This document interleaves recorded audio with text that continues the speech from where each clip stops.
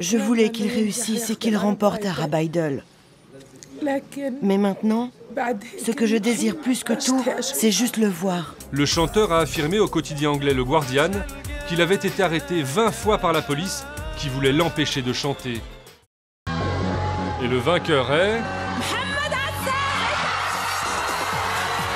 Il est palestinien, sort d'un camp de réfugiés de Gaza et l'été dernier, à 23 ans, il a remporté Arabaidol, l'équivalent de la nouvelle star, suivi par des dizaines de millions de personnes à travers tout le monde arabe.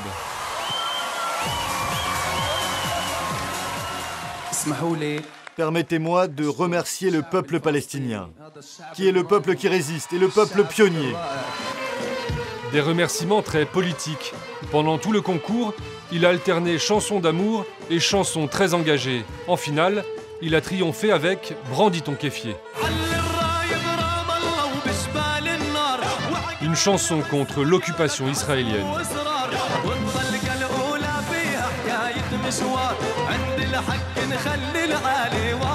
Symbole de la Palestine et de son leader historique, Yasser Arafat.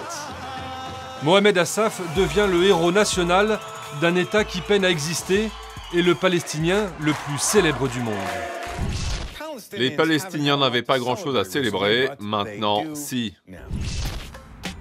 Ramallah dans les territoires occupés, la capitale de la Cisjordanie, aux portes de Jérusalem. 27 000 habitants, 27 000 fans de Mohamed Assaf.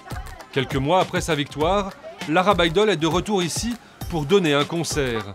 Il habite aujourd'hui à Dubaï, contrat oblige. Où qu'il aille, sa popularité ne se dément pas. Et à l'hôtel où séjourne l'étoile de la chanson palestinienne, ses fans font la queue pour se prendre en photo avec leur idole. Beaucoup de filles, à qui il fait parfois un peu perdre la tête. Allez Nancy, prends vite la photo, sinon je sais pas ce qui va m'arriver. Mais Mohamed n'est pas qu'un chanteur pour midinette. Il n'échappe jamais à la politique. Avec ses visiteurs, la star qui a grandi dans un camp de réfugiés à Gaza évoque l'histoire du peuple palestinien. Dans les écoles des Nations Unies où on étudiait, nous les réfugiés, la première chose qu'on nous apprenait, c'est d'où on venait. De quel village précisément? Si Dieu le veut, j'espère que nous aurons bientôt un État palestinien. Ton surnom c'est Abou Manal, c'est ça? Écoutez ma nouvelle chanson.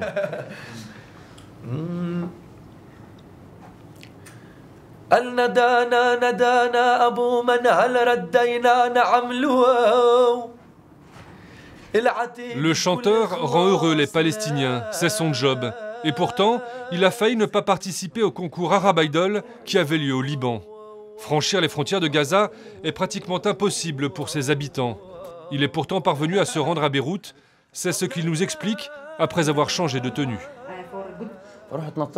J'ai sauté par-dessus le mur de l'hôtel où il y avait les sélections.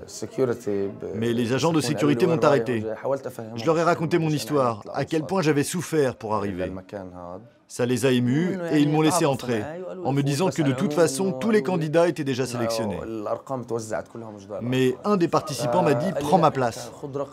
Les mots qu'il a utilisés sonnent toujours dans ma tête, je ne l'oublierai jamais. Il m'a dit « Tu vas arriver en finale ». Allez, on y va. On connaît la suite, un petit miracle pour un habitant de Gaza. La bande de Gaza, un petit bout de terrain de 41 km de long, coincé entre Israël et l'Égypte, où s'entassent près de 2 millions de Palestiniens. C'est ici que Mohamed a grandi, dans le camp de réfugiés de Khan Younes. Ici, on l'appelle la Roquette. Ça aurait dû plaire au Hamas qui contrôle le territoire. Mais les islamistes n'aiment pas que les portraits de leurs martyrs côtoient désormais les affiches de l'Arabaidol. Pour eux, ces chansons ne sont pas halal. La lambada résiste, mais c'est bien Mohamed Assaf le plus connu ici. Voici Mohamed Abou Jaber, un ami d'enfance de la star. Il est maintenant l'image de notre peuple. Les choses ont changé. Avant, c'était les martyrs, les victimes et la guerre qui étaient notre seule représentation. Il nous conduit à l'endroit le plus renommé de Gaza, la maison du chanteur. Le père de Mohamed nous reçoit dans son salon, transformé en chambre de groupie, en plus grand. Voici la mère du jeune prodige, très fière, mais inconsolable. Je voulais qu'il réussisse et qu'il remporte à Rabat Idol. Mais maintenant, ce que je désire plus que tout, c'est juste le voir.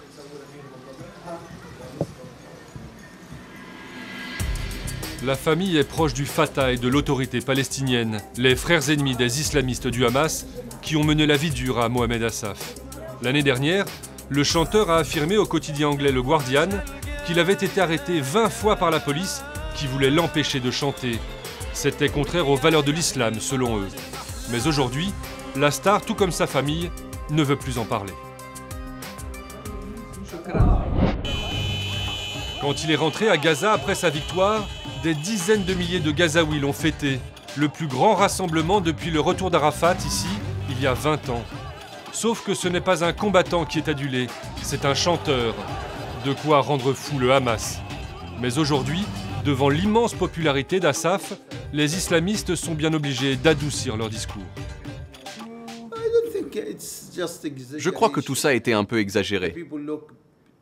Les gens ont vu l'émission comme un spectacle de danse avec des femmes nues. Et dans un endroit comme Gaza, la population est très conservatrice. Les gens pensent que ce n'est pas comme ça que la Palestine devrait être représentée. Il oublie juste de dire que ce sont eux, les islamistes du Hamas, qui ont vu et condamné Rabat Idol de cette manière. Leurs grands rivaux l'ont bien compris, ils accueillent le héros à bras ouverts quelques jours après sa victoire. Le président palestinien Mahmoud Abbas le nomme ambassadeur de bonne volonté et lui donne un passeport diplomatique. Mohamed va pouvoir voyager partout. Incroyable cadeau pour un Gazaoui. Ramallah, 5 h du matin. Voici la Moukata, le siège du gouvernement palestinien. En ce jour de fête de l'Aïd, le diplomate est invité à venir prier à la mosquée avec le Premier ministre et tout le gratin palestinien. Une visite quelque peu politique, même si le chanteur s'en défend. Le Hamas a été dur avec vous. Non, s'il vous plaît, je ne veux pas parler de ça.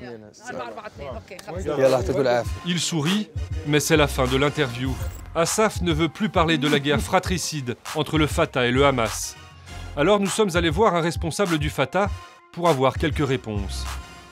Mohamed Assaf est une bonne recrue pour le Fatah? Oui, bien évidemment, c'est sûr. C'est sûr à 100%. Toute force politique ne peut que profiter d'un phénomène aussi fort que celui d'Assaf. J'appelle même à profiter de lui dans notre concurrence avec le Hamas, et aussi pour améliorer le contexte palestinien.